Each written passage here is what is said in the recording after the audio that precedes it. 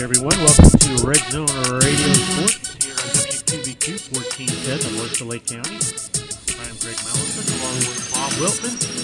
How are you, sir? How are you doing? I am doing well. That's excellent. That gets us off to a fine start. We have to exchange the usual pleasantries and make comments about how much turkey you ate and stuffing and stuff, and same with me. I mean, and we didn't, but we did. You know, I actually was very lucky. I was invited over to a house where it was glorious. Yeah, they made wonderful, wonderful food and lots of it, and I was very fortunate. Nice. Blessed in that regard. Didn't ask you how your Thanksgiving went. It was good. It was quiet. We didn't do much. Ain't nothing wrong with being quiet. Nope. No, it's just a lot of stuff going on family-wise. So, but it was very nice. But Good. It wasn't as we didn't have as many people as we normally do. Okay. But that was really nice. Thanksgiving is always a nice time to spend with family and friends. Okay. I don't know. You're not sounding real loud to me. Does that? Yeah, I know. I don't know. Okay. That's I can hear you. I'm sure everybody can hear you. So I was going to say, check your panels, see if we can get your voice up. Yeah. There. Now I have you. Okay. So whatever adjustment you made, it certainly worked out. So as I always ask you every week, where would you like to run first? Because I've got all sorts of things, and you sometimes have an entirely different direction, and I think it's fair since you've let me run with my direction the last 5 weeks. I like when you kick off the show. Well, that's good. Okay, I'll be glad to kick it off. And the first thing I'm going to do is pat myself on the back, not because because Pitt beat Miami, and I'm from Pittsburgh. That's not the point. But the point is, didn't we say, and I say collectively us, that isn't it silly when you have 5 games left in the season to start playing the poll game, the ranking? I find it totally silly. And now everybody, and if this happens, let it happen. And then you can evaluate it for what it is. Now I'm ready to talk about the teams. But if I heard 5 different scenarios based on if Notre Dame wins out, and they didn't, and 5 scenarios on if Miami wins out, they didn't. So I mean, well, can't we? Now we can sit back and we can play the cards. If you're really into playoff runs, I would say whoever loses the Clemson and Miami game will be out. Yeah, I think that's probably. I don't know if Auburn beats Alabama, if that kicks Alabama out of it. But that's as much as I'll say on it. But I will not go with the numbers. They jumped from 5 to 3 or 7 to that. To me is silly and not worth it. Especially when there's a governing body that's going to come out and make the decision anyhow. Yeah. So I'm saying I don't know if it's good for Pitt as much as bad for Miami. Sorry about that, Miami. But they're that hurts. But it hurts, but their fate's still the same in my estimation. They beat Clemson, they're in. Right. And whether they had lost or beaten Pitt, I still think if they'd have lost to Clemson, they'd have been out again. And that's speculation only. But that's how simple I look at things. You tell me. I mean, does that seem too basic? No, it sounds logical. Yeah. But the bottom line is, does it really matter? It's going to be determined by who sits in a room and decides what teams are going to play and what teams aren't. Okay. And after last year's fiasco, nobody seemed to get upset about it. Last year, Penn State beat Ohio State, and Penn State didn't get to play for the thing. They picked Ohio State. I'm still not sure I understood that one, but that's okay.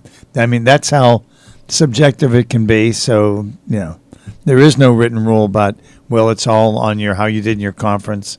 The strength of schedule thing, and that always throws me for a loop, and I'd like to hear what you have to say about that. Aren't the schedules scheduled like 10 years in advance? I don't think so. Not anymore? No, I think. Okay, then I am crazy. I thought that if you wanted to play somebody, you had to set it like 10 years in advance. Not so. And you're in a conference. Obviously, you know who you're going to play in your conference. Right. But it's the outside games. I thought you needed more time than a couple of years to. It might be. I don't think. I don't think it's 10. Okay, well that's fair. But, that was a subjective, but well, I thought it was. I do want to go back to when you're talking about Penn State and not getting in the playoffs last year. It had something to do with the autumn equinox. Yeah, from what I understand. I don't like to correct you, but it's the autumnal. Okay. I'm not sure I know what it is either, but I do know it's autumnal equinox. Right. So, I was trying to make it understandable to some of my fans. I don't have the. No. Okay, so you're going to blame it on that. Yes. All right. I like it. Yeah.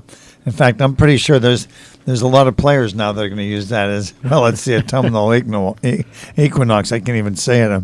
It's the ignorance of trying to explain the autumnal equinox there. So, love that as it were. That's where I decided to start with. Can we finally put the litany of descriptions of what has to happen for I mean, I don't understand. Exasperating. For the last 4 weeks? How about now? Now you want. I don't even like it when they do it now. No. Well, but the point is, it's now niched or cut down now. Where if A beats B, they're in. If B beats C, that's where it should be before anybody even talks about it. And so all of the teams that have a chance, the Notre Dames and Ohio States that had a chance 5 weeks ago, and now they don't. I mean, can we please? Yeah, the surprising when you bring up Notre Dame, they beat some pretty good teams in that run that they had, and then it just seems like the wheels came off their wagon. They got absolutely trounced by Miami. Right. Miami beat them up. Yeah. And maybe we're learning something about the home field advantage, but for Miami to beat Notre Dame, I guess they didn't play Pitt this year. They would have killed them.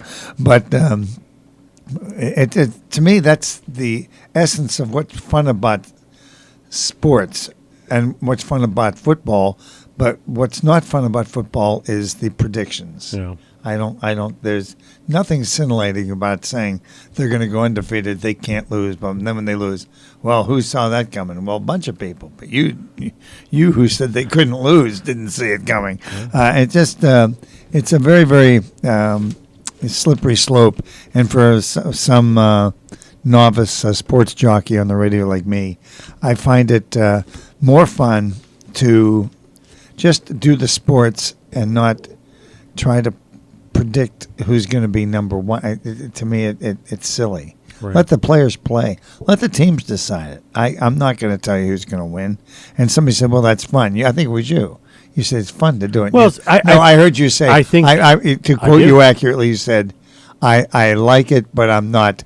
I don't stay up at night worried about it." Well, right. That's exactly right. They devote hours on these shows breaking down stuff. Breaking it down. Oh, my gosh. I mean, and it takes 20 minutes to talk about all the possibilities. Right. And now if they beat Virginia Tech and Virginia Tech stubs their toe against Virginia, and I thought, holy mackerel, I'm going to get a headache.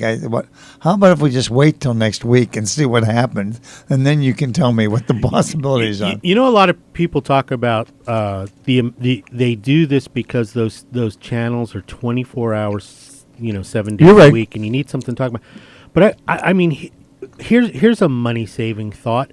How about you do 8 or 10 hours, and then you just repeat that 8 or 10 hours. That's what a lot of cable shows do. Well, but on these sports programs, they don't. I don't know. They just seem to run, 10 hours of what we're talking about, like breaking down stuff, and then it's. Well, they stay on the air because they want to be there first when some breaking news comes in. And I guess I understand. Well, that's old school because, it really is now, old school. Now you have things like Twitter and Facebook and where they break these news immediately. And people know you're telling people to already know. Yeah. That's right. So when you say you heard it here first, I'm thinking, no, I Right. didn't. I heard it on my on Twitter. social media or something. Social media. It's where I heard my report. So, no, very intriguing. But that was my kickoff, and that was my start. And one of the things, and like I said, I think we do a better job with unstructured, and I'm going to go unstructured Right. again. But I'm going Sure. to take, and this is comes under the beat a dead horse heading. Hey, A little- we're sponsored by Bill Bryant Chrysler Dodge Jeep and Ram, so I think you should say beating a dead Chevy. Meeting a dead Chevy. If you're going to do that's right. No, but I appreciate that. By the way, our call-in line, and we really, really encourage anybody to call in because we say things just like every other sports show to try to entice people to call. No, we don't do that actually, but we'd like you to call. But the number is 352-315-1410. That's 352-315-1410, same as the call numbers for the station. And really would love to hear anything you have to say about sports. Local, national, international.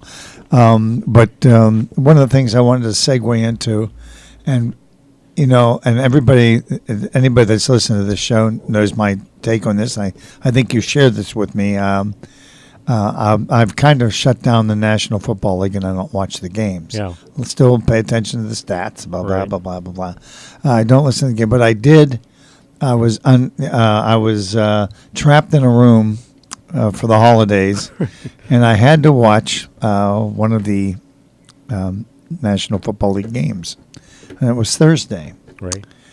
And forget the fact that I hate the fact that people are linking arms and desecrating the flag because people can justify that, unjustify that. Now it's become, and I think we were talking off the air, and I liked your word clownish. It's clownish now to me. Yeah. For somebody to catch a 4-yard pass and do some kind of big demonstrative move. To me, is that what it comes down to? I mean, pretty soon, the guy that has to hold the ball for the extra point is going to stand up and do some song and dance because they kicked the extra point. I mean, it's just. I told you. I said I've got three things, and it's humility, class, professionalism. I'll return to football when I see one of them, but I'm not seeing any of it. Right. There's no humility. It's all chest beating. Look what I did.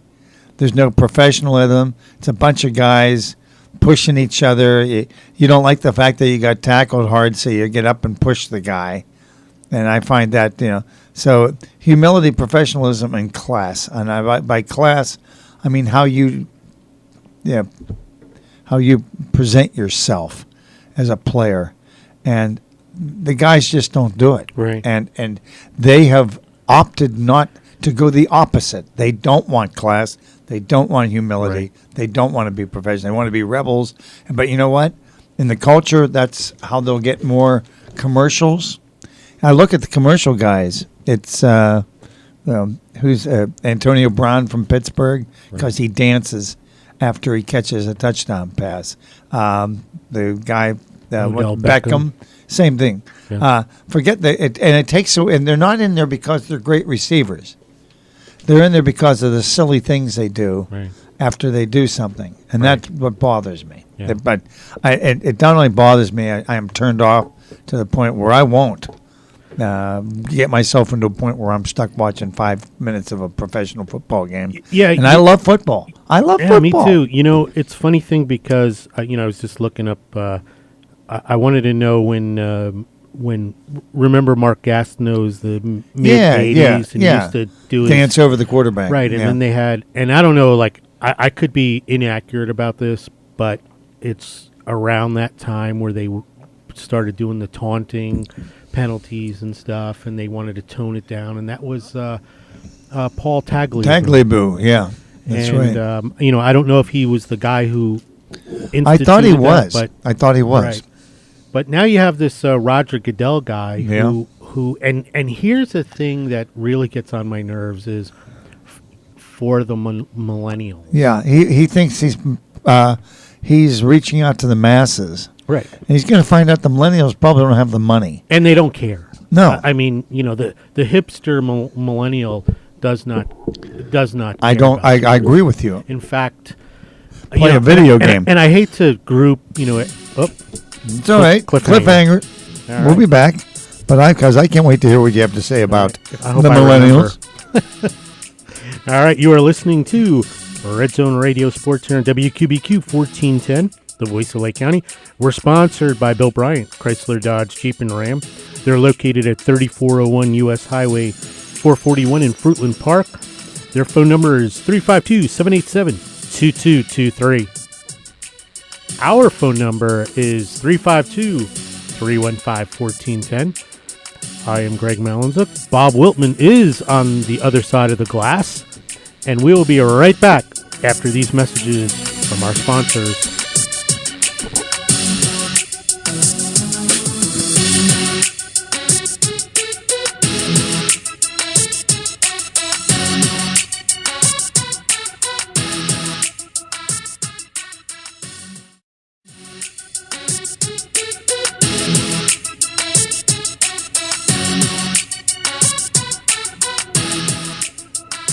We are back with the Red Zone Radio Sports here in WQBQ 1410, the voice of Lake County.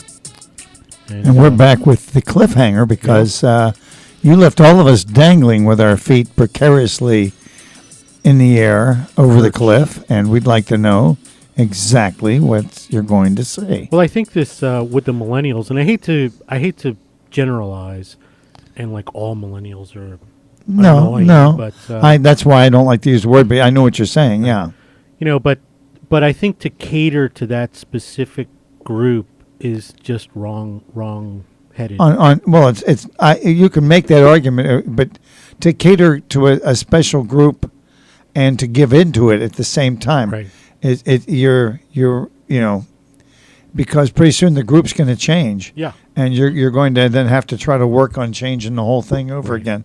I would love to see somebody from the NFL, and you won't see Goodell do it, do an extensive research and marketing on what people want. Yeah. Because right now, I'm not buying. I don't think they got No. the fans' interest in mind here. No, and I can tell you one thing that they don't want is they don't want politics in sports. Right. And I think, you take a 10% hit on that, says a lot. You take a lot. That you're asking for it. I don't understand Right. that either. But And to dig your heels in on this issue, to me, also is really nutty. I don't know why. now the issue you're talking about is Well, now getting back to the politics. linking your Yeah, arms. yeah. Okay. Yeah, and the thing that they're talking about now is not having the players come out for the national anthem next year. Yeah. I mean, really that's your solution. Is that important? To this? That'll fix it. You know what they want to say. They just don't have the guts to say it. Is we don't want to play the national anthem anymore. Yeah. That's what they want to do. They don't have the guts to say it. Yeah. And that's when LeBron James and the rest of the usual suspects, that's what they should say. Hey, let's do away with the national anthem. But they don't have the guts to say it. And everything is divisive. If you don't agree with them, you're divisive. Yeah. It's not that they're divisive, because in my view, they are the divisive ones. They are the haters.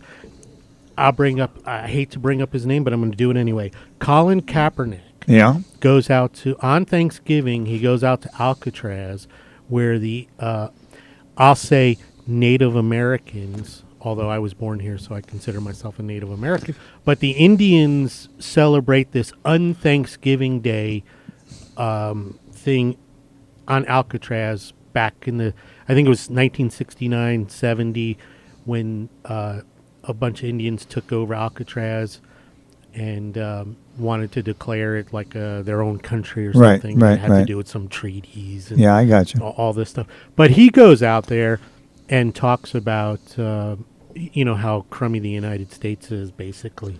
And it's just it's so disturbing. And on top of that, if you listen to this guy, he reminds me, and I don't know the exact quote, from Mark Twain, but it's that famous quote where it says, "Stay quiet and let everybody assume think you're stupid, and instead then of open your mouth and prove it." Yeah. and remove all doubt." Yeah. Well, that guy actually is a colossal idiot. Well, I think that they talk about like this Wonderlic score. I've never heard what his Wonderlic score was. I don't think he's a bright guy. I don't think he's a bright football guy either. And I think that is part of why he's not, in the NFL today. I will say the main reason he's not in the NFL is because he ticked off a lot of people with his anti-American stance. Yeah. And so be it. It's not divisive if I don't want him on my team. I'm not colluding with anybody or blackballing him. Yeah. The guy, I don't want him on my team because he is an anti-American He's a jerk. idiot. Yeah. And case closed. Well, But somehow that's divisive. yeah, I have to admit that one throws me for a loop too. But and like Sorry I to said, get all worked up back here. no, but like I said, the thing I've really don't like now about it, and this is kind of what I don't like about even the celebrities in general, is the images they pay agents to improve their image. Right. I mean, Colin Kaepernick is lousy with a Right. mic in his face. Yeah. Now, if his agent pushes him out of the way and starts answering all the questions for him, Right. he probably sounds like a half intelligent guy. But unfortunately, I mean, somebody said, "Well, he gave $1 million to some cause." I said, "That's a plan." Right. I mean, Well- he didn't even know what the cause was before he gave it to him. Right. The fact of the matter is, his agent said, I'll get the news reporters. You let's you got $1 million. Obviously, they're circulating stuff on social media. I guess he lives in a fairly nice place with nice cars and everything else. Right. And I don't take any of that You away from him. It's funny too. He's suing the NFL. He's suing everybody in sight. Anybody Oh, who yeah. He'll listen. He'll have his own. He'll have his own reality show. Now, Go ahead. Now I know that probably lawyers are doing some of this pro bono because for marketing purposes for themselves. They'll get themselves in the paper. Right. Yeah. But they're not doing it totally for free. And this guy Kaepernick is going to be broke over these lawsuits. And and I don't see how he wins anyway. Oh, he will. Somebody, but like I said, with the liberal, he's going to get opportunities upon. You're going to see Keeping Up with the Kaepernicks. I'm Right. dead serious. That's going to be a reality show. You're going to see he's going to get up and wipe his butt with the American flag toilet paper or something. And people are going to go ooh, Right. and he'll be able to pay some bills again. But the fact of the matter is, I could not agree with you more on the Kaepernick situation, and it's not a money thing. He's entitled to make as much as he can. Sure. Being a jerk, being a brain, whatever he can do Right. to get rich. But when you alienate half the nation, Right. and then wonder why is nobody fair? It's your stupidity. Yeah. It's nobody else's. I mean, if I have my choice and I'm running any business, and I have a chance to hire somebody I think's a decent guy and somebody that's got a record of, and for you to stand there and say I'm discriminating because I said no, I'm making an intelligent business decision, Right. And that's exactly what the owners of the football teams or the coaches that aren't taking them, Yeah. they're making an intelligent business decision. Will he end up in the NFL again? Somebody will. Somebody will take a chance on him because they'll be 4-10, and they want some publicity, blah, blah. But it'll work out. But he would be, believe me, you're paid to win games in the NFL, and Right. coaches will, if they went to the owner and said, "Please give me this guy," Right. but he wasn't that good. No. He really wasn't. Yeah, he made it. He made it to the Super Bowl. Super Bowl. But who was the quarterback for the Ravens? I'm blanking on his name. The guy, he quarterbacked them, and now he's on the. I can't think of his name. Right. But he's really a bad quarterback. Trent Right. Dilfer. Trent Dilfer wasn't a very good quarterback. Trent Dilfer, after he left the Ravens after they won the Super Bowl, nobody's going to give him a big contract. Right. He's not a good quarterback. Right. And I don't remember Trent Dilfer going around saying it's collusion. I'm being cheated. And no, he's just no good. Yeah, when you can't beat a Trent Dilfer led team, then your prospects in the NFL. Well, or that if you have a defense good enough that they win despite, which is what Baltimore had. Yeah. Dilfer, what do they call ball management now? I love it. You got to niche everything. His ball management skills. Well, he doesn't throw interceptions. Yeah, he does, but he hasn't for a while. But you see what's happening. And by the way, as I jump, and I don't mean to get off the topic, but now let's see what happened. Here's Jerry Jones in the news again because the Cowboys are getting skunked. Yeah. Now that Elliott's now rather than talk to Elliott about why would you be so dumb as to have some kind of domestic problem and cost your team, his absence is costing the team wins, a shot at the playoffs, a lot of money. Yeah. His absence. He's, I guess, that good a football player. Right. And he's making the quarterback look bad because he's the last 3 games that what's his name, Zach or Dak? Yeah. What's Prescott's first name? I can't even remember it. The fact of the matter is, he doesn't look very good right now. Right. No, that's not a knock at him. I think I'd take him as a quarterback because I think he looks like he has some smarts and an arm and stuff. But the Cowboys' offense looks lost. And I mean, and I know everybody's having a love fit with Dez Bryant. Is that the guy's name? Yeah. The receiver who has so much talent, but it's more important for him to catch a pass, push the guy who is guarding him back into the ground, and stand up and do some kind of histrionics. I think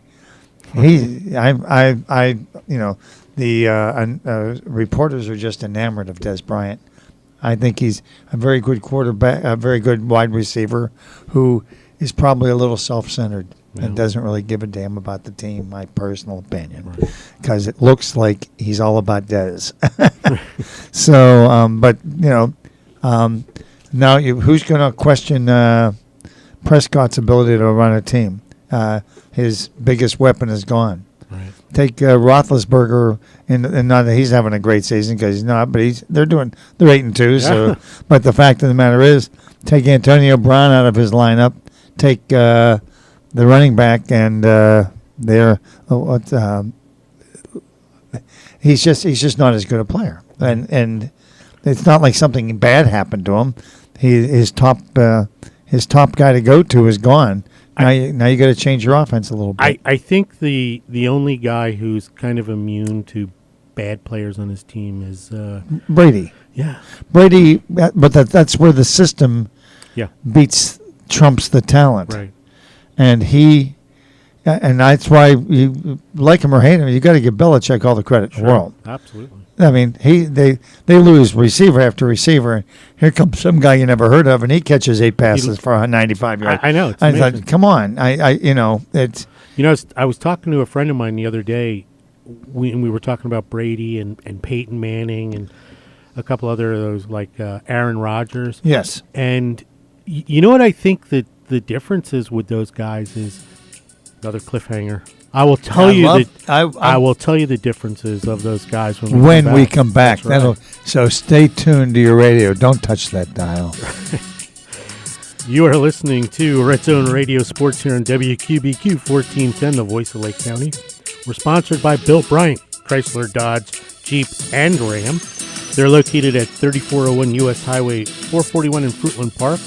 Their phone number is 352-787-2223. Our phone number here is 352-315-1410. You are listening to Red Zone Radio Sports here on WQBQ 1410, the voice of Lake County. We'll be back after these messages.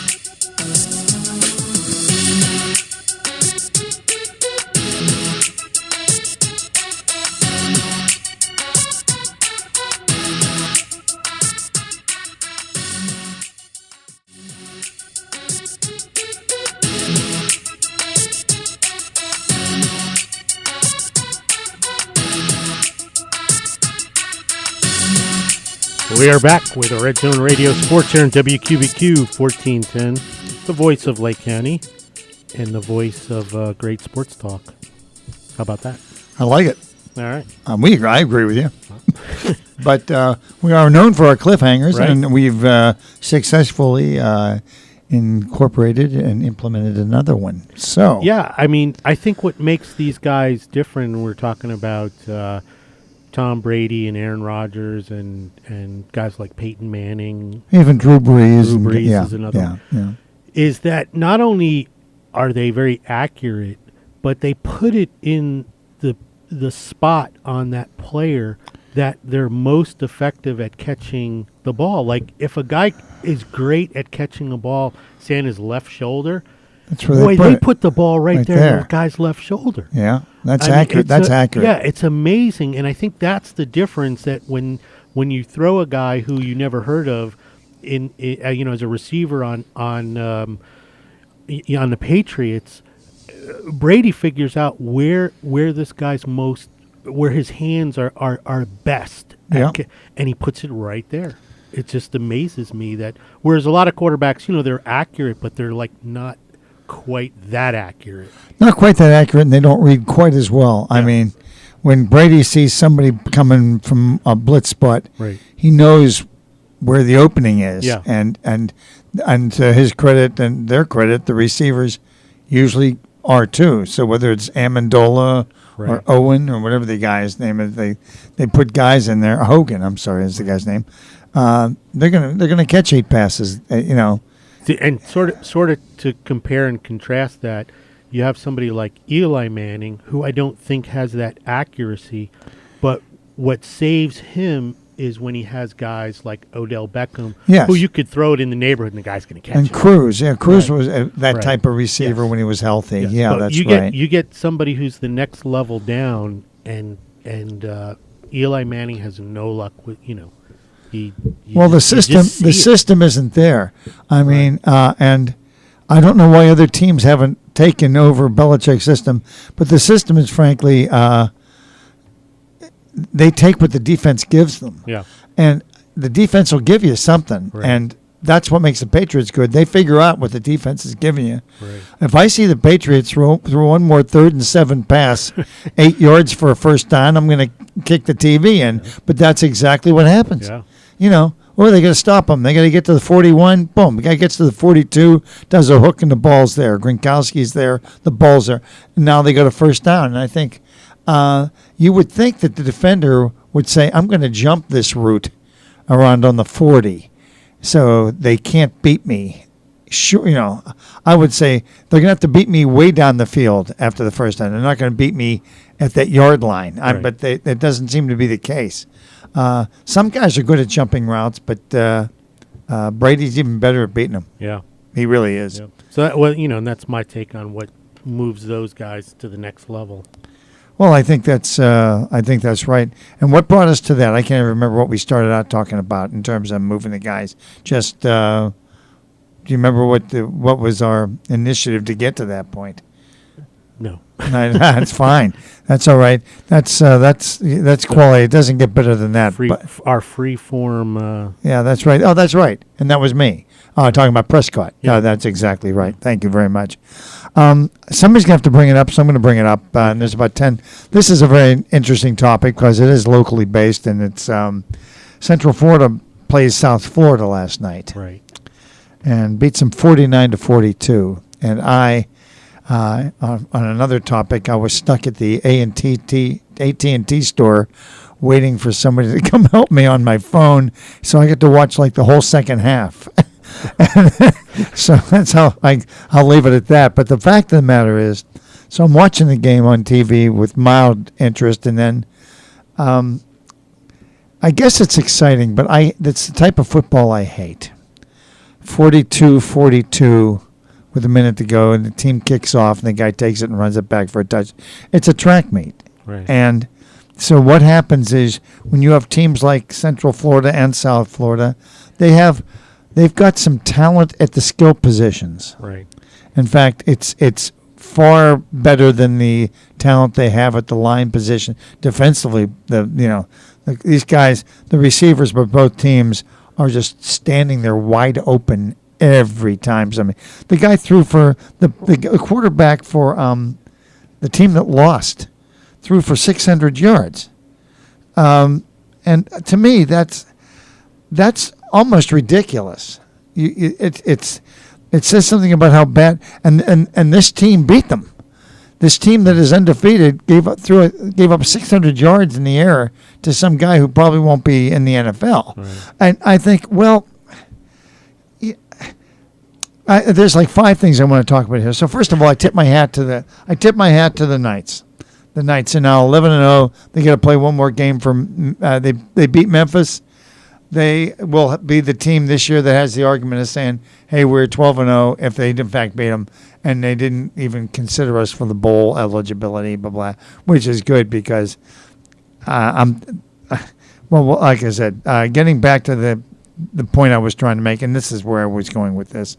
Here's a quote in the paper from Coach Scott Frost of the University of Central Florida. "This place is really special, and tonight I saw a glimpse of what it could be. We started at the bottom 2 years ago, and you got to give kudos to the guy. They were 0-12 in 2015. Yeah. Now they're going to be probably 12-0. But I also think that Scott Frost will be on the, and it's not a knock at him, but these guys aren't going to be able to pony up the money. He's going to get money thrown at him from these big programs. Florida's looking for a coach. They're going to throw money at this guy. Somebody's going to throw a lot of money at this guy. Right. And this is the age-old story of why small programs have trouble staying, getting out of their rut. Yeah. It's because they don't have the money to pay the coaches. Right. Once the coach proves his merit, somebody else comes and sucks him up for a lot more money. Right. In basketball, I was looking at, in fact, segueing again, but over to basketball, Mark Few is the coach of Gonzaga. Gonzaga is there every year. It's a little stinking school, but they got Mark Few. Yeah. And they obviously pay him enough that he's not going to jump ship. But I guarantee you the first couple of years, he's not able to recruit the players he needs. He'll leave. But right now he's able to get them. But that's part of it. But so celebrate. I'm thrilled for the Knights. But win or lose this game against Memphis, and Memphis would make them undefeated, and then we can go back to our thing from last week, and they'll be the third team to go from 0-12 to 12-0. I mean, then you think, okay, who are the other 2 teams? Then you got to go look it up in the book somewhere. Right. But the fact of the matter is, and then those teams are from like 1922. That's right, and the coach is probably going to leave, and you can't get mad at him. You can't get mad at them. If you root for the Central Florida, you got to realize the Central Florida ain't going to pay a top-flight coach as much as Florida. Right. But they can't do it. Right. And so you're going to lose your coach. But the good news is you can probably keep recruiting real good, more good coaches if you get the program going. But, in fact, I noticed the team they beat, South Florida, is 9-2 this year, and their coach was the former coach of Texas. Strong. So coaches, there's a revolving door, but it's so tough to build on this type of a season for a smaller school because your coaches are going to get picked apart. Not only your head coach, but your defensive coach, your offense. Although they keep giving up 42 points, I don't know what the defensive coach is, but I think it's just a matter of not having the big basket of talent. But that was, somebody might say, "Oh, did you see that game? Wasn't it fantastic?" No, that to me isn't football, where a guy goes back to pass, runs around a little bit, throws, and there's a guy all by himself waving, "Here, throw it to me," and he catches it and he walks into the end. And that happened like 4 times in that game. And then finally, when the team catches up, then the other guy basically catches the kickoff and runs untouched. I mean, 95 yards. So that's I don't know. It wasn't thrilling to me. I'm sure it's thrilling if you're a Central Florida fan. And I really, really would love to. I want to hear somebody tell Central Florida at the end of the year, and nobody will hold them to it, but why you weren't included in the big picture. And you know what? I think we all know the answer, but the fact is, how about saying it? I mean, because these guys are, there's a furor, and they're upset, and they want to know why they're not getting respect. Because you gave up 600 yards passing to the quarterback for South Florida. So, I mean, To me, it's common sense and it's practical, and it's not from the heart. I mean, I'm all for teams. I think that's phenomenal. I think that's as a great accomplishment as you can do in football. Is in 2015 be 0-12, and in 2017 be 12-0. If that's not a tribute to how good some coach is, right. I don't know what is. Yeah. I mean, all of a sudden, you got every great player in the world in the last year and a half, and that usually almost never happens. Sometimes I guess it can. But so I wanted to go off on that because I think it was something that needed to be addressed. But I do want to put it in perspective. Okay, they're 11-0, and they host Memphis in the conference championship game next Saturday. And if they win, good for them. They'll probably end up, if you're a rankings guy, they probably won't still be in the top 10, and they'll be at 12-0. Right. So that is what it is. But they do that strength of opponent. Well, that's what I mean. They were running for their lives last night against South Florida. Now they're 9-2, but again, there's no defense. I mean, they're not. Nobody's playing any defense on either side of the ball. You can say, well, it's just great execution. No, these guys were wide open. These were guys who were standing there saying, "Throw it to me. I'm 15 yards behind the defensive back." So will UCF be in the Beef O'Brady's Chicken Wing Bowl? Probably. Okay. Probably the All-American Bowl or the, the IKEA put it together yourself bowl. But you know what? My hat's off to him because I think that is such a significant achievement. More important than worrying about why they're not getting a bid to a big bowl. That's an achievement on a Division I level, I think. Right. Sure. So, wanted to touch base with that because I do think that's significant. And now, let's not speculate where Coach Frost is going. He's going to go somewhere. You know where he's going? It's going to be easy to figure out. And I bet it has something to do with who's giving him the most money, right, and where that school is in relation to where he grew up or where he went.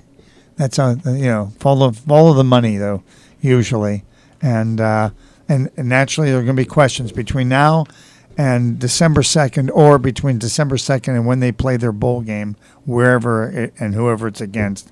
Right. Here come all the reporters saying, "Are you going to be leaving?" Yep. You going to be leaving? What a stupid question to ask somebody who's trying to prepare a football team. Yeah. I mean, and he's even stupid if he said, "Yeah, probably." I mean, I don't expect that to be the case. But he's going to say, I'll tell you what. I'll be Coach Frost. You ask me if I'm going to be leaving. Why do they keep asking those questions? That's when right. They don't. It's like come on, really? You got.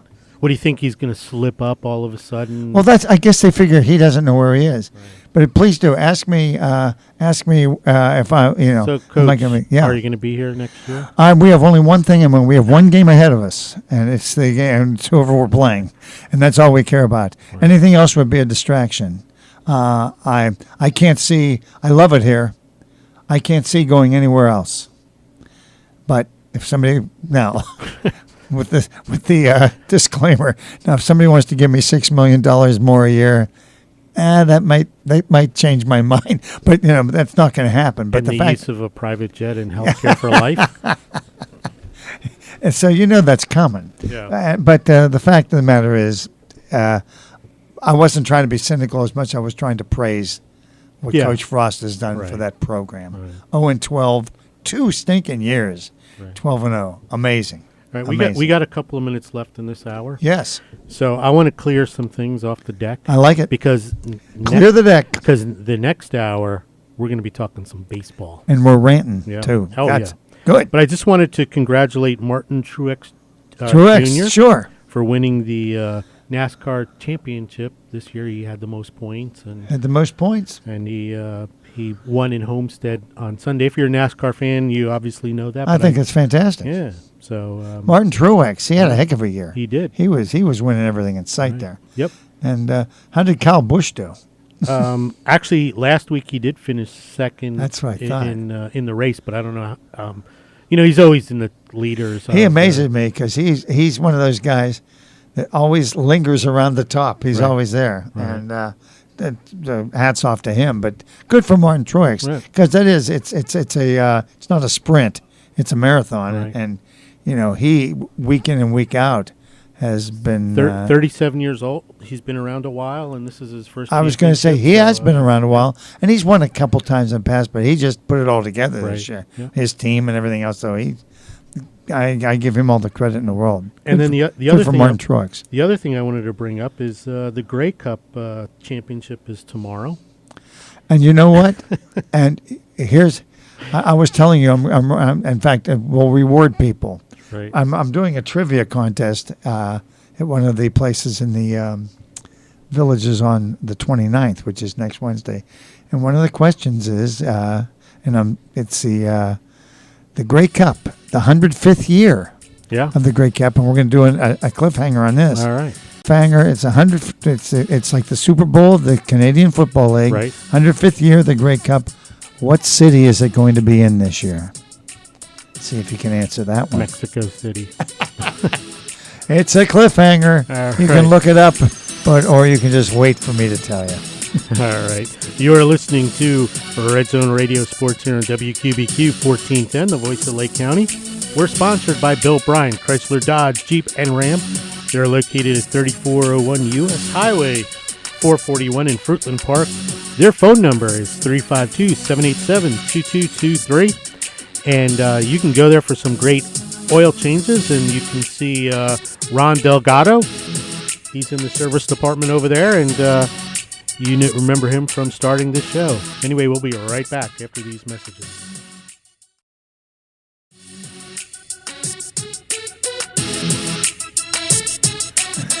Well, we are back with Red Zone Radio Sports here on WQBQ 1410, the voice of Lake County, with Hour 2 of Red Zone Radio Sports.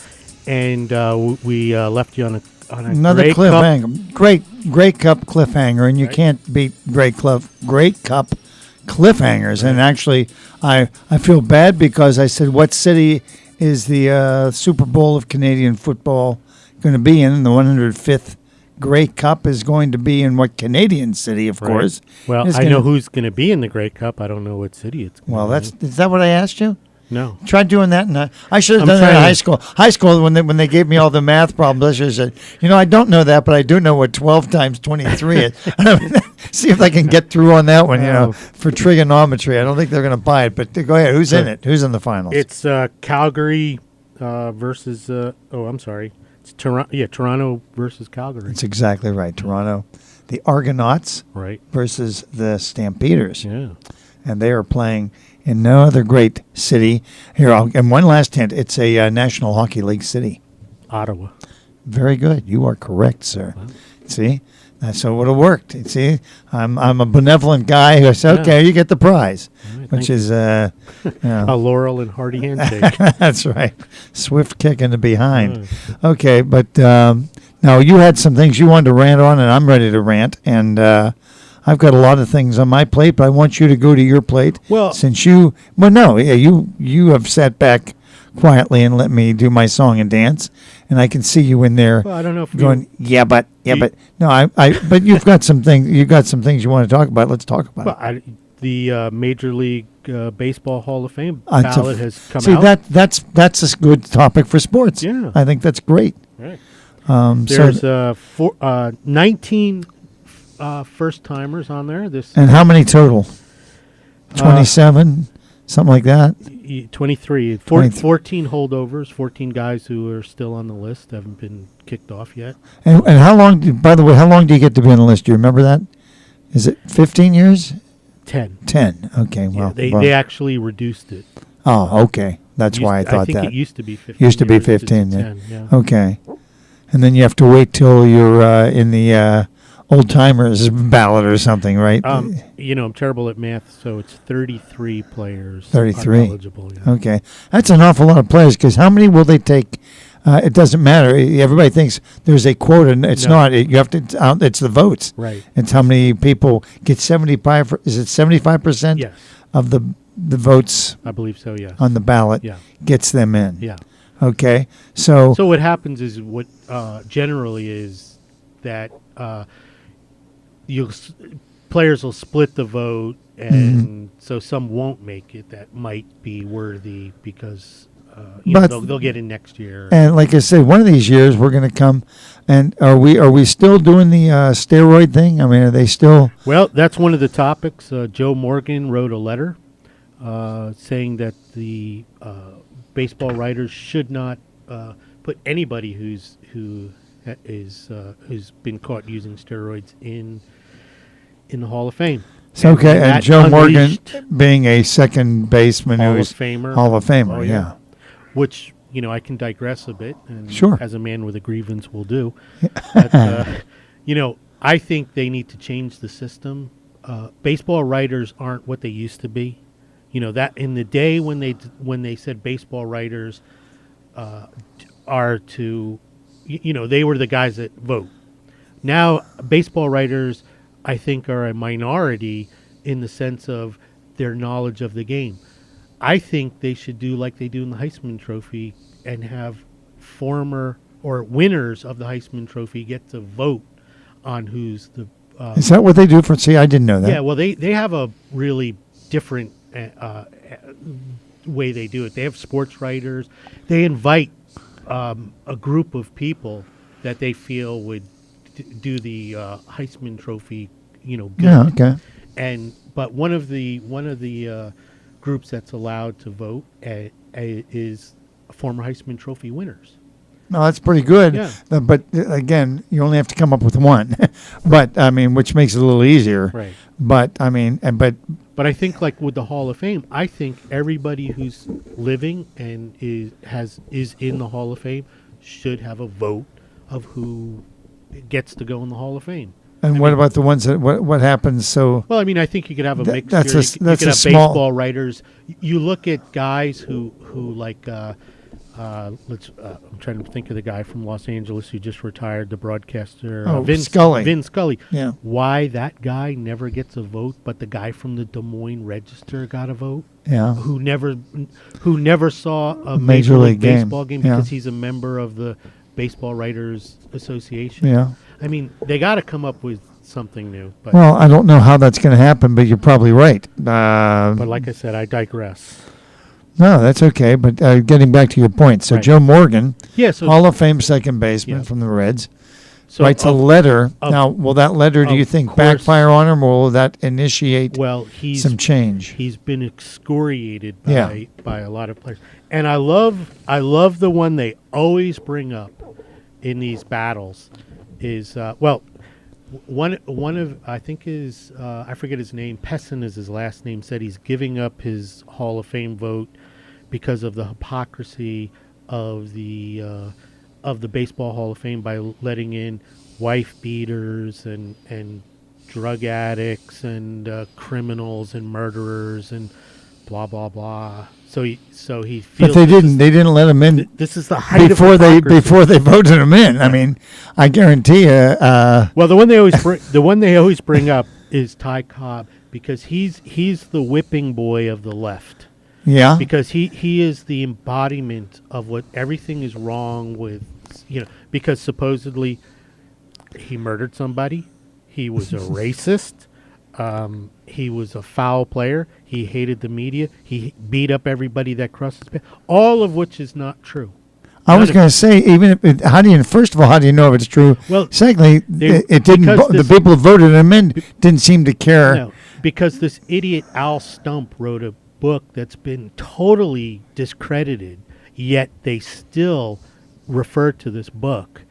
And there's another book that came out a few years ago, and I forget it off the top of my head, but it's Ty Cobb biography, and I'll post it on the Okay. on our Facebook. Yeah, I'd page. like to see that. But it's a great book because it debunks all this Al Stump stuff.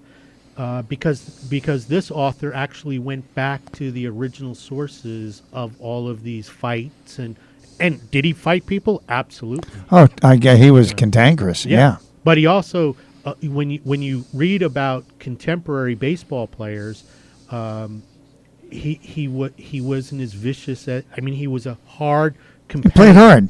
Yeah. I know we're digressing a bit. No, I want to. These are the things you want to talk about. Because That's this what. is Joe Morgan, who the point is he's been excoriated and the people who are excoriating him always point to Ty Cobb as why the Hall of Fame is filled with hypocrites. No, but that's not that. Right. That's apples and oranges. It is. It really isn't. It's not the same thing. And there's a difference. If you beat your wife, yeah, you're a bad guy, but you didn't cheat at baseball. That's right. Okay, so if you don't want players who do those sort of things in the Hall of Fame, that's fine.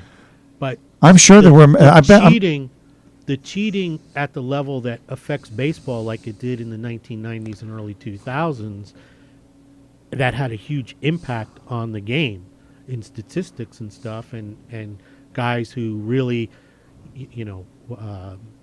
some of them probably wouldn't have made the Hall of Fame if they didn't take steroids. Others, like Barry Bonds, I'm sure would have been a Hall of Famer. He would not have probably had the statistics that he wound up with, but he's definitely a Hall of Famer whether he used steroids or not. Well, what you were talking about, I was talking. You can't play the card about what a bad guy. I mean, I'm sure there were guys who remember the KKK Right. who were in the Hall of Fame. Right. But the point is, at the time they were inducted, it wasn't considered a problem. Right. But don't things change? The fact of the matter is, though, that Okay, this is where my history geekiness comes out. I like it. I don't know. I've never read that there was an outward KKK member that's in the Hall of Fame. I don't know that. I that was just off the top of my head. But I will tell you would this. bet. But I will tell you this: during the era of segregation in baseball, where black players weren't allowed to play, when you read the contemporary stuff about Babe Ruth, Ty Cobb, actually another one that is debunked. Yeah. Lou Gehrig, they had the utmost respect for Negro League baseball players, and many of those guys barnstormed with them and played. Oh, and they tried to twist arms Yes. to get some. We got to get this guy. They wanted to win. Right. Yeah, And, absolutely.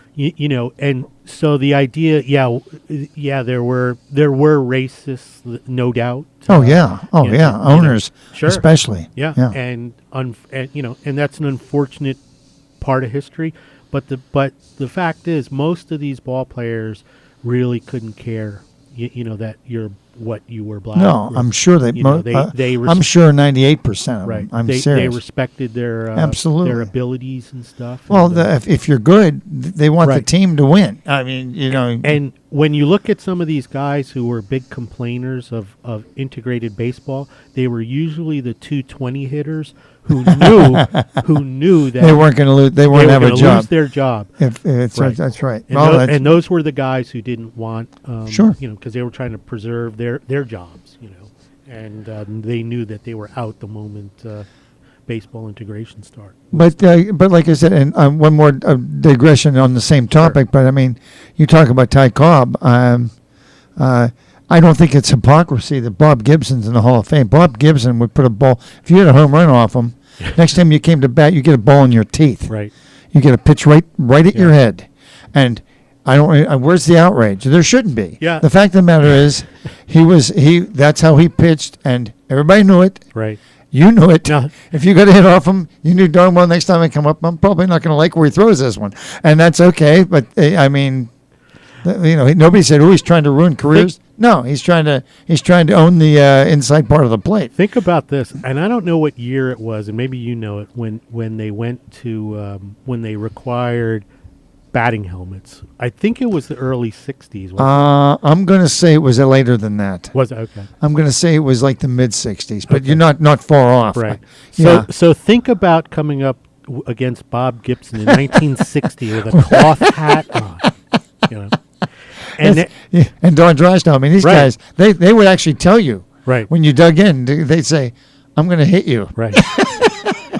and then you look at, and this is the only reason I don't like Barry Bonds, is because he'd come up to bat with armor on, like he was going to a Jason. joust. When Jason Kendall, he'd lead the league in getting hit with pitches, but he came up with guards on his arms and legs. I thought, well, geez, oh man, and they would purposely lean out and try to get hit. You see a lot of those, like if you go and look at the replays of guys lean into it. You see like Barry Bonds with his elbow over the stuck plate. over the plate, and it's not his, right. It's his right elbow because he's banged. So he's not worried about his right elbow.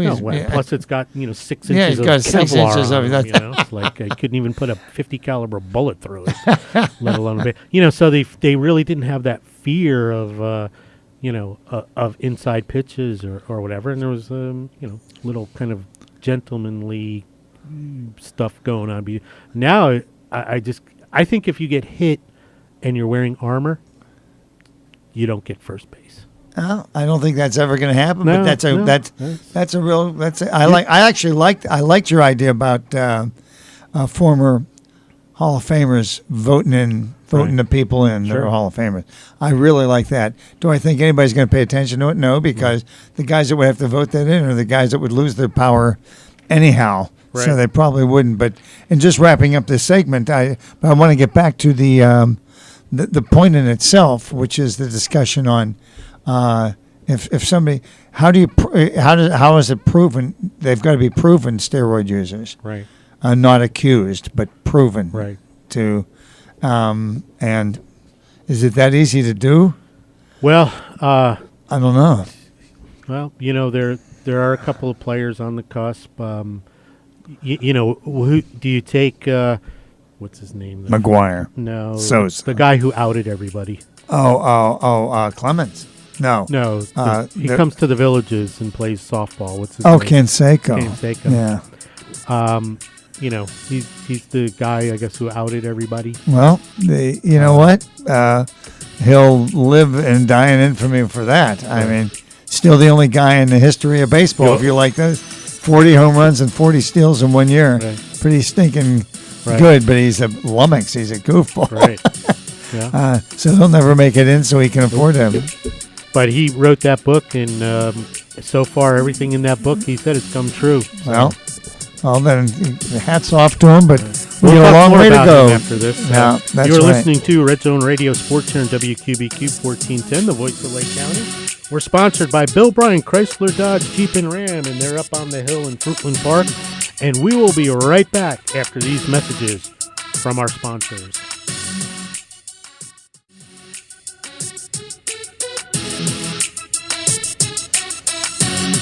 We are back with Red Zone Radio Sports here on WQBQ 1410, the voice of Lake County, sponsored by Bill Bryan, Chrysler, Dodge, Jeep, and Ram. And we're talking baseball Hall of Fame and steroids and stuff. Yeah. So. And I want to just reiterate real quickly. I like your idea about the former Hall of Famers being the ones to vote them in, but I don't know that there's. I like it too. How in the world are they going to change this? It's like trying to change term limits. Yeah. I don't see how that can possibly. Well, the Baseball happen. Writers Association is not going to. They're not going to relinquish their power. That's exactly right. So let's talk about some of the candidates on the ballot. I'd love to. I don't know them all, but I do know them all. I'm going to rattle. You know all of these players. I bet I do. I'm just going to rattle them off, and then we'll go back. Rattle them off, because I don't know all of them. I'm sure. I don't. These are the guys who are appearing first time. I'm not going to name all of them. Good, but I'm going to name a bunch of them. Some of them. Yeah. Chipper Jones, Jim Thome, Scott Rowland, Andrew Jones, Johnny Damon, Johan Santana, Jamie Moyer, Omar Vizquel, Trevor Hoffman, and there's a few others. But now we talked about this. Believe it or not, we've been doing this show for a year. I know. That's hard to believe. It is. You would think James would have thrown us all long ago. I think that says something about James. James isn't paying attention, obviously. No, but anyway, I'm teasing, getting you, James. Okay. But on Baseball Reference, they have a list of the players and the ones that are on the list and ones that just made the list. Anyway, they have a section that's the Hall of Fame Monitor, and it's based on statistics by Bill James. So if there's the sabermetrician Bill James, yes. So if you get a score of over 100, you're likely to be inducted into the Hall of Fame. Really? If you get a score under 100, you're not. So I'm going to give you Chipper Jones' score. I'm going to give you the scores. Okay, you want to do it that way? I was going to say, well, you want to ask me what I think? Chipper Jones. Chipper Jones should be in the Hall of Fame. All right, he's got a score of 181. Yeah. Jim Thome. You know what? According to any type of Jim Thome, I would have reservations, but I'm sure he'll be a first ballot Hall of Famer. His score is 156. Yeah. Mm-hmm. Scott Rowland. No way in the world. He's he's 99. No, he's not a Hall of Famer. Andrew Jones. Not a Hall of Famer. He's 109. No, baloney. All right, Johnny Damon. No. 90. Johan Santana. No. 82. Jamie Moyer.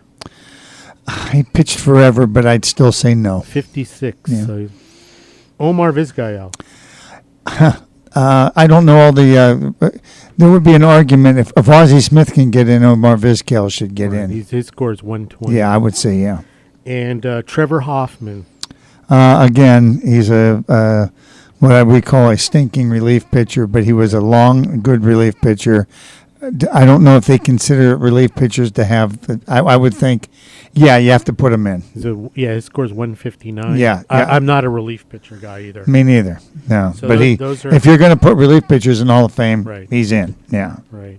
So those are some of the okay. The other guys are just How in the world Andrew Jones got a score over 100 is beyond me. Right. Andrew Jones is not a Hall of Fame. No, I mean I guess this is subject to change. Well, I mean, and listen to me. Like I've been studying his. I have no idea, but watching him play now and watching Scott Rowland play, I'd say they're the classic Mark Grace, pretty good ball player. Right. Al Oliver, pretty good ball player, shouldn't be in Hall of Fame. Right. Close, but no. Now. Those ballots have to be in by December 31st. Now, there's another category that they just came up with. This is the one right before everybody gets a Hall of Fame participation trophy who's played baseball, because that's what it seems like it's going to me. This is the category Modern Baseball Era Ballot. And their vote is on December 10th. Modern Era. Yes. Okay, so here there are 10 individuals, 9 players and 1 baseball, not executive, but it's Marvin Miller. All right. He's the union head. Yeah, I knew Marvin Miller was. Okay, so you got Steve Garvey, Tommy John, Don Mattingly, Ted Simmons, Jack Morris, Dale Murphy, Dave Parker, Louis Tiant, and Alan Trammell. Those are the 9 baseball players, and then Marvin Miller as a baseball, whatever they call it. Mm-hmm. So this is a special ballot, and I don't know who does the actual voting. It's kind of like who nominates them. It's kind of like a portion of they used to have the Veterans Committee, this is an outcropping of Veterans Committee. So I actually don't know who nominates these people, but it's a special group that's not necessarily baseball writers. Well, you name, like they said, and again, it's all subjective. Right. I listened to all the names you gave me. Right. And I just said something earlier about really good players that don't quite make the Hall of Fame. Right. You just named a ton of them. Yeah. Steve Garvey's one. This is actually that list. Dave Parker and Steve Garvey scream as 2 guys who are almost Hall of Famers. But, boy, if you let them in, you got to let like 500 people in because they can pretty much match. The one guy that I would pick of that whole group is Jack Morris. Right. Jack Morris, to me, was a dominant, exceptionally good pitcher. Right. And he probably won 250 games.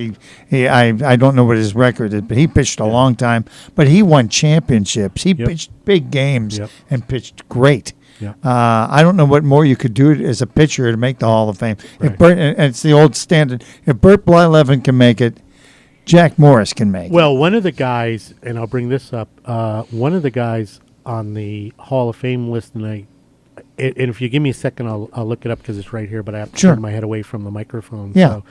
So, is Kurt Schilling. Okay. And he's another one. I would have to look at his overall. He's more recent. Yeah. And so I remember, he was a pretty good pitcher, but his body of work over his career is almost good enough to get in. But see, I would think Morris is better than him. Right. See, I look at them as very similar pitchers. Yes. Now, I don't think Schilling has as many wins as Morris, but like I said, it depends on what you're looking for. Yeah. But one of the things that Schilling, and it's a shame, is the politics. Because he's an outspoken conservative. Yeah. These liberal baseball writers. He's probably not going to get in. Right. Yeah. But I mean, when you look at his record, it's pretty impressive. And then his postseason record is actually pretty amazing. Well, he's a power pitcher, so if he's you figure he'd be in the postseason during his prime, because it stands to reason that in his best years he's going to be in the postseason. Right. He's going to be tough to hit. Yeah. He pitched a long time, probably a little longer than he should have, but he was a big strikeout dominating pitcher. Probably more of a blazing fastball pitcher than Morris. I don't know if Morris was ridiculously blazing. He was just a good. Hard-known, I'll throw it, I'll pitch it inside out. He just knew how to pitch. Right. But I guess if, I would love to see what the, obviously stats are a part of it. But but I would think Schilling, if he probably has 220 wins, I'll bet Morris has at least 250. Right. And so that's 2 seasons. I mean, it's... like somebody might say, "Oh, Jamie Moyer, but he pitched till he was 50," and I went, "Yeah, okay, but that gets you in the Hall of Fame." I don't think. Yeah, and so does Jesse Orozco should be in the Hall of Fame. I mean, nobody feared what's his name there? Moyer. No, nobody feared Jamie Moyer. No. In fact, they marveled, "Oh, look, he's 48. He can still get guys out." Yeah. But that doesn't get you in the Hall of Fame, in my humble opinion. Right. But all those guys you named, I mean, you went through Garvey and you went through Parker, you went through Ted Simmons. Ted Simmons was a more productive player. He's a 300 hitter. Right. And he switch hit, and he was a decent, not great, but a decent catcher. Not a real good one, but a decent. But Mark Grace, Al Oliver, Dave Parker, Steve Garvey, I mean, they're all going to hit 350 home runs to 400 home runs. Yeah. They're going to bat 275, 280. Some, like Parker and Oliver, probably 290. But that's not quite good enough. Right. Mark Grace, not quite good enough. Right. He didn't get in, did he? No, I didn't think so. But Mark Grace, everybody lobbies for. Sure. He played, 15 years. If you play Alan Trammell, you play 15 years for one team at one position, you're going to have some pretty doggone good stats. And if the team won a couple championships while you were there, it's going to really make you look good. Alan Trammell was a good, functional, solid player. Right. But he's not a Hall of Fame baseball player, in my humble opinion. And maybe I'll be wrong. Maybe he'll be the first one. What were his numbers? I don't have the numbers in front of me. I was just curious. Yeah. So if you want to look, I can rap on about this. No, the guy that really just disturbs me, even though I'm a Yankee fan, is Don Mattingly. Don Mattingly should not be in the Hall of Fame. Don Mattingly was it's like Dale Murphy for 3 or 5 years. Right. You could have. I'm sure Dale Murphy was a future Hall of Famer in everybody's ballot. Right. And then he just lost his bat speed, and his career went. He had 5 years where he was Mr. Baseball. Right. 48 homers, 125 RBIs, 290 batting average, and then it went south on him. Right. And Don Mattingly, to me, is that player. Great first baseman.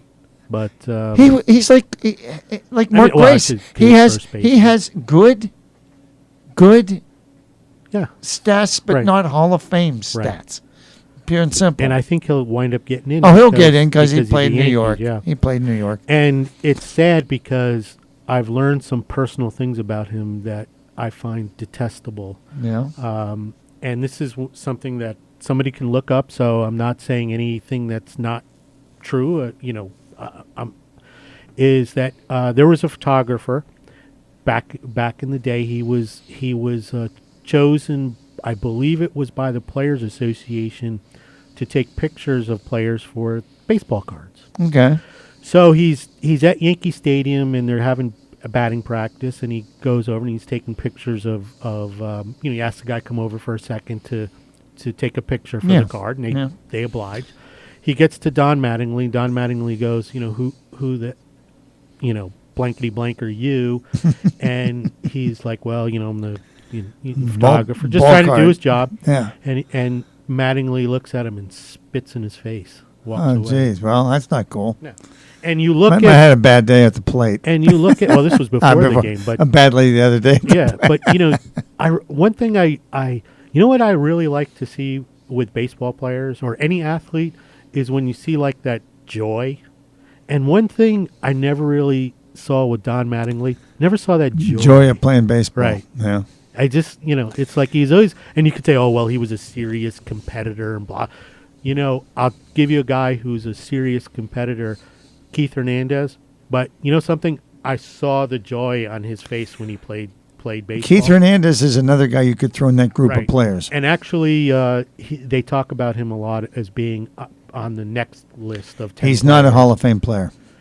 Well, My person. Well, I agree. I'm not voting. I Right. mean, you're asking me. I'm not saying no. You're an idiot if you do. I'm just saying, in my humble opinion, I agree he with you. fits in with the Garveys, the Parkers, the Olivers, the Trammels, the Right. Simmons, the Graces. Decent stats, but just not a Hall of Fame player. Right. Mattingly's there too. Yeah. He's there too. Right. But what Mattingly can do, if he pulls a rabbit out of his hat and wins a managerial World Series, Right. you're going to better believe Well, that gets him in. I think I'd be very surprised if Mattingly got another job managing. I think how baseball is. Well, He had some success in a couple places. yeah, so but he had some great play. When you look at the Dodgers, I know.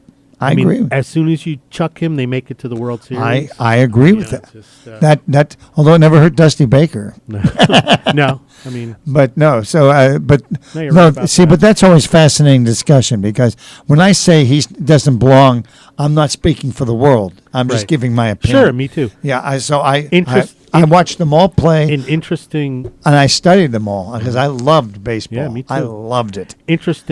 side note: the Yankees, who are on a manager hunt, have actually interviewed pretty much everybody. They haven't gotten to me yet, but they're getting close. I thought that they were getting with Booney. But they didn't.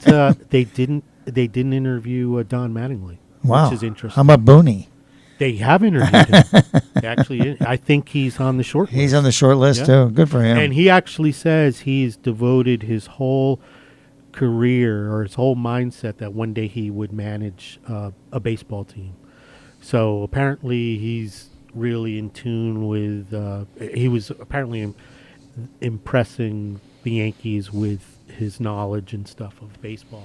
Which, But let's, like I said, we'll see. As I know we're going to be going to a break real soon. But off that list, I'm going to pick one. You pick one. I think that Jack Morris will make it. I think I don't know how many get to be. Well, I'm saying I'm just guessing one Yeah. that I think will get in. I'd have to agree with you.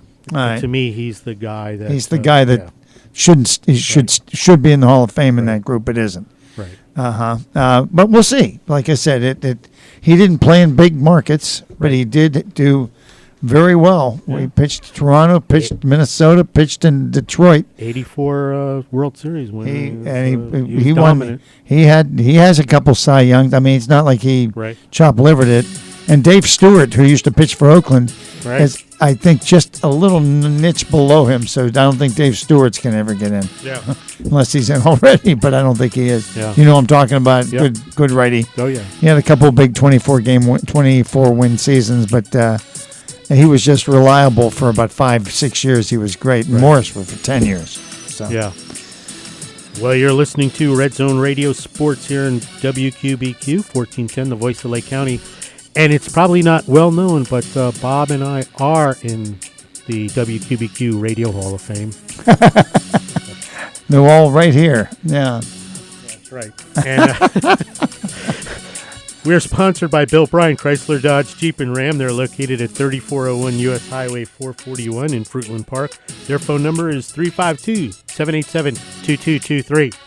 We'll be right back after these messages.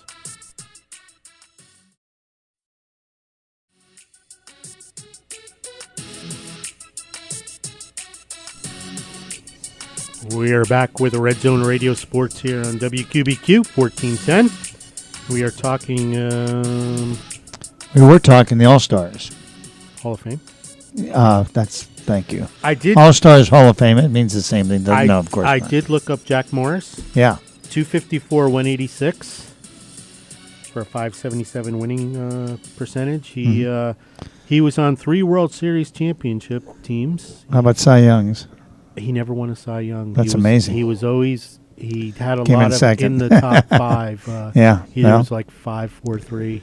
Well, yeah, he was also pitching against. I'm trying to think of some of the American aces. Who was the Catfish and Hunter and all those guys? I mean, maybe I didn't go back that far, but I think he does. But yeah, there were some big aces in the American League at that time. But I just and I don't know if you had a chance to look up who was the pitcher we were talking. Schilling. I That's okay. Okay, he's taking a quick peek. I bet we can get this. I'm going to say Schilling had 225. Probably more strikeouts than Morris. 216 and 146. Yeah. All right. So his winning percentage was a little higher. But he also had 34 less wins. Or no, I can't do the math. 20. Let's see, 30.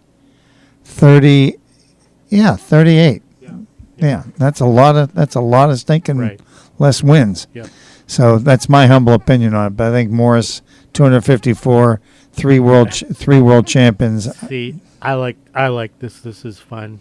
I don't want to take up all the time because I got a couple other things. But yeah, like another one that I like is Mike Mussina. He's close. 270 wins. But he pitched forever. Well, I guess you have to give somebody credit for that. Yeah, but I think he was a guy that would go up against a lot of number 1 pitchers. I don't want to say that he was probably a number 2 pitcher on his tenure in the Yankees in Baltimore. Yeah. But he used to go up against a lot of number 1s, and I will tell you this: I think he was really the first guy that had to struggle with the steroid era. He played almost his whole career during the steroid era. One thing I can tell you about him, and like I said, this is, I guess, for another debate for another time. Yeah. He pitched in a situation where he was able to win a lot more games because you don't have to take him out. Right.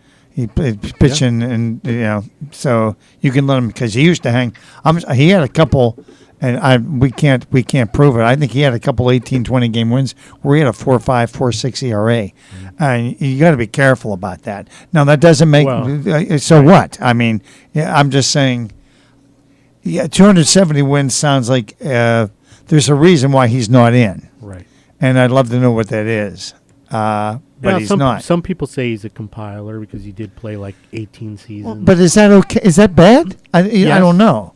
I mean, because I look, if he keeps bringing up. I look at the fear factor. Yeah. I know nobody probably feared him on the mound, but he was a different kind of pitcher. He wasn't that type of pitcher, but he was proficient pitcher. Yeah. You'd expect him to go 18-10 for the year. Yeah. Which should be Hall of Fame credentials. So maybe I got to rethink that. But my initial reaction is he had some great seasons without dominating. Right. He had good teams. I got it. And he's to me he's a cusp player. Yes. I wouldn't. He was on a lot of good teams where you're going to get a lot of wins. Right.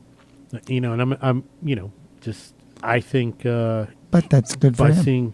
I think he's one of those guys that, if he got in the Hall of Fame, you wouldn't go, he doesn't deserve it. No, I couldn't do that. Right. But I would say, I don't think he belongs there before Jack Morris. But that's what I would say. And you know what? I'll agree with you. Yeah. But that's and if you have some more things, I'll let you get to them. Well, I was going to bring up a little hockey. You can do it. Annoying stuff. Good. It goes back to the millennial thing. Yeah. And you know what I miss? I was looking at the standings the other day, and I don't like the Metropolitan Division and the. I mean, you know what I thought was really cool was when they used to have the Campbell Division and the Wales and Patrick. Yep, and the Smythe and Conn Smythe. Right, and the Norris and Gary Bettman, who still is the. He's the boss. He changed that back to this metropolitan nonsense. And you know what his reasoning was? No. To give non-fans more of an idea of... I mean, it didn't even make sense to me. Okay.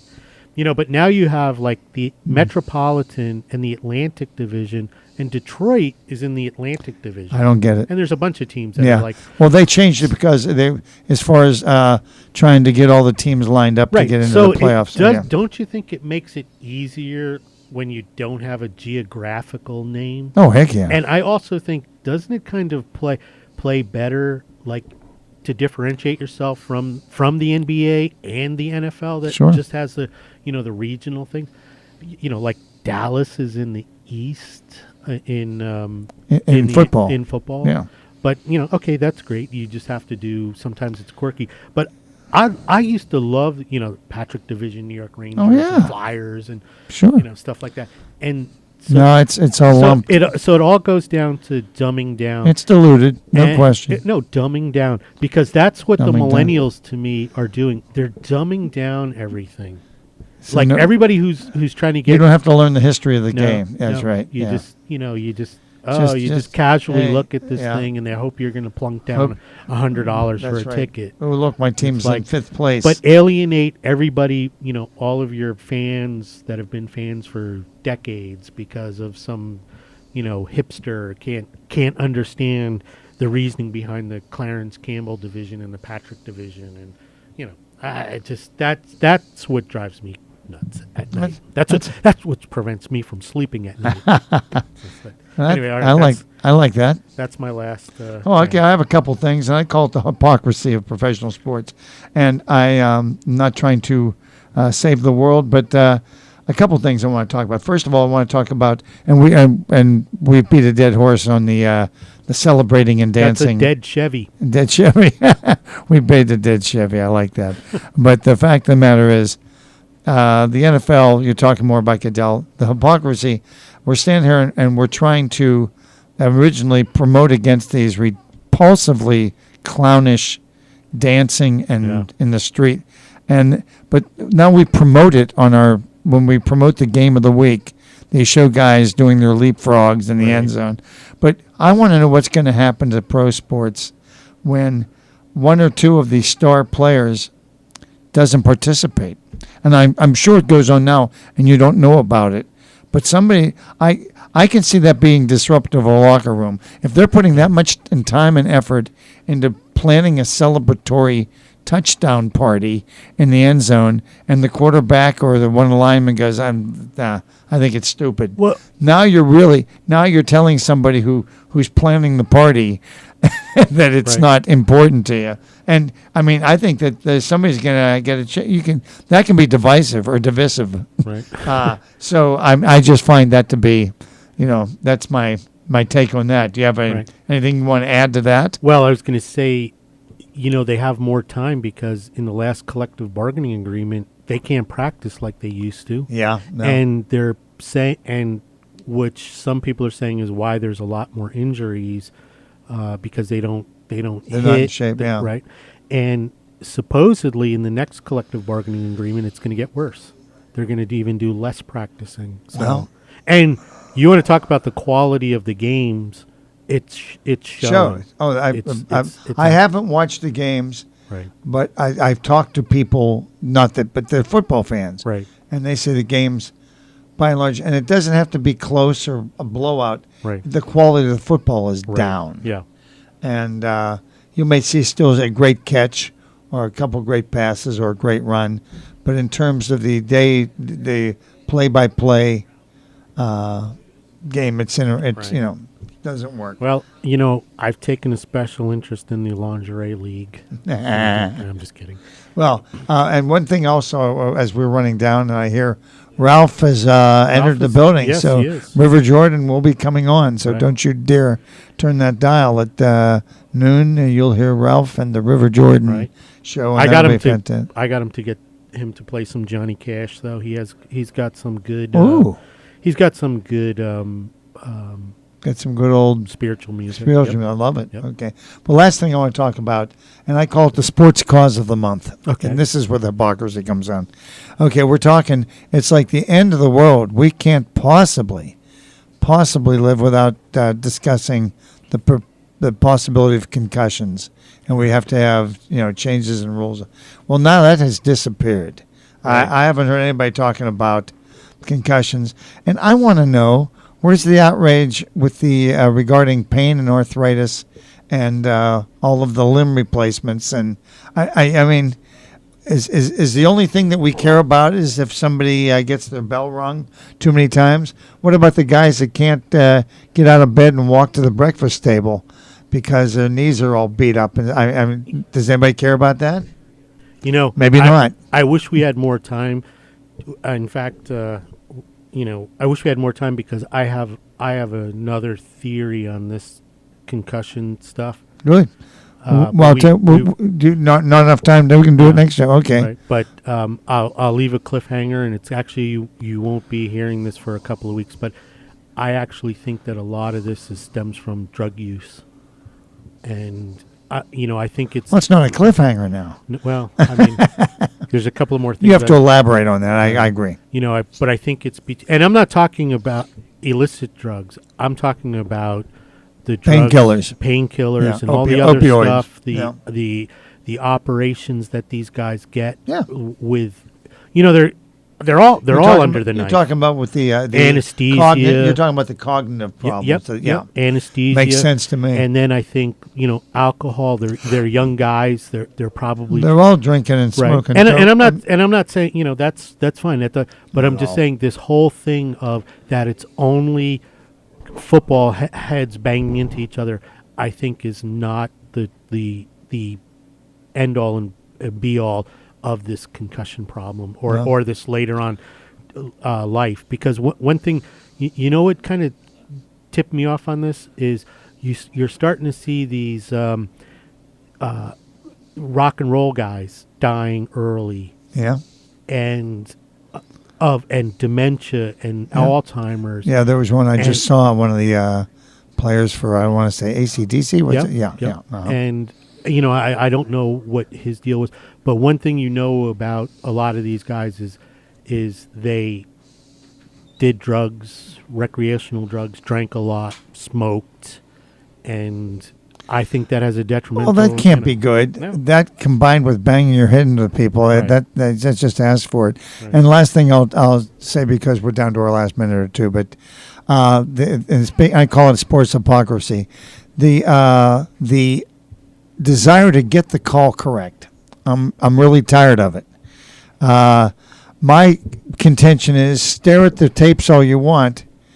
You can get the call correct probably 75% of the time.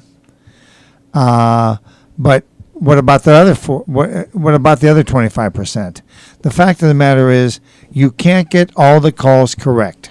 So we either got to decide, we can do two things. We can change rules so they're easily interpreted, and I guess that's never going to happen. Right. Or we can cut back on all of the stupid reviews, or put a time limit on the review. Yeah. 30 seconds, go to the booth. You can't figure out a thing to change it on in 30 seconds. Forget about it. I don't want to wait 5 more minutes so you can look at 15 other things that don't. That's my opinion. I like that. But, all right. So I just want to say this.